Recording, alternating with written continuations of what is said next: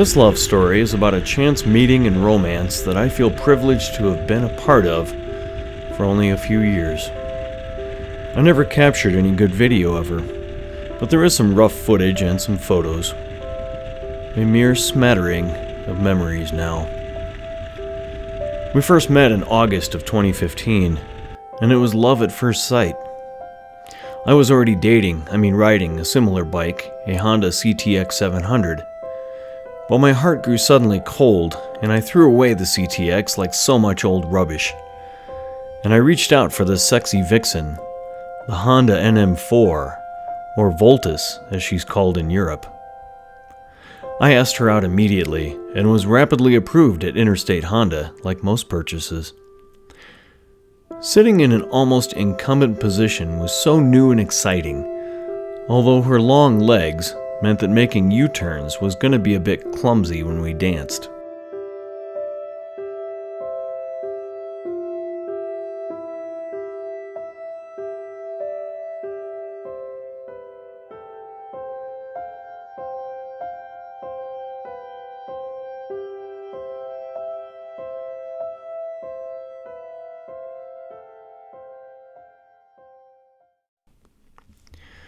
We drew crowds everywhere we went, and she was photographed nearly everywhere. We felt like stars. I was asked for my autograph in Estes Park once, denying that I was anyone at all. Children stood in awe of her in parking lots.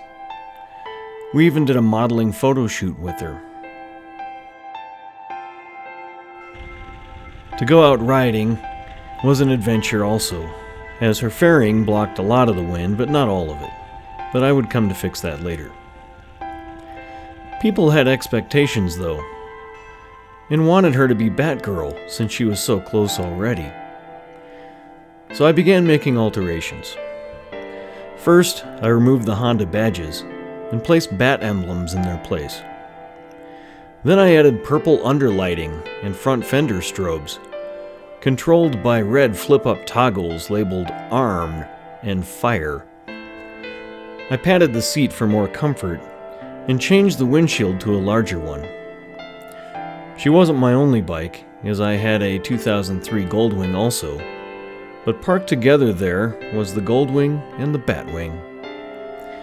One was for chasing crime out of Fort Collins, and the other was the family station wagon. Our affair lasted a few years, until a number of incredibly small dissatisfactions persisted into being larger ones, as often happens in a relationship. You see, her engine was only a 670cc parallel twin, which is really not very robust, if you get my meaning. Although she looked incredibly fast, she was mostly show. Keeping up with a Harley bagger took all she had, and it was a bit embarrassing. Her DCT transmission was very inspiring, though, as an automatic took the fear out of gravel roads and even a jaunt through the snow. Still, the trouncy ride from the underdeveloped forks made long rides fatiguing, and to make sure our outings were brief, her storage cases were only sized for a single meal out. I began only taking her out for short trips. Then came the day in 2017 when my real-life wife got her motorcycle license. She refused to even try the Bat bike, as she was afraid she would harm her. Instead, she set her sights on a beautiful Triumph Bonneville. I wanted her to have the Bonneville as well, and for as little out of her pocket as possible. So I sat down with the Bat bike and started the talk no one ever wants to have. Honey, it's not you, it's me. You deserve to be with someone who can love you more than I ever can. I've been spoiled and soiled by so many others, and you deserve better than me. We can still be friends though, right? I'll come visit you at the Triumph dealer. Well, it didn't go that way, does it ever? She got bought by a dealer in Denver, and I only saw her online once. However, as a means to an end, my wife got a brand new Triumph Bonneville that year, and we both rode it for a season.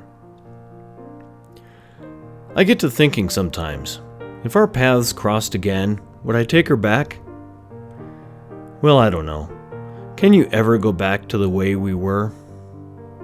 I'm a lot older now, and the bat suit just doesn't fit me anymore.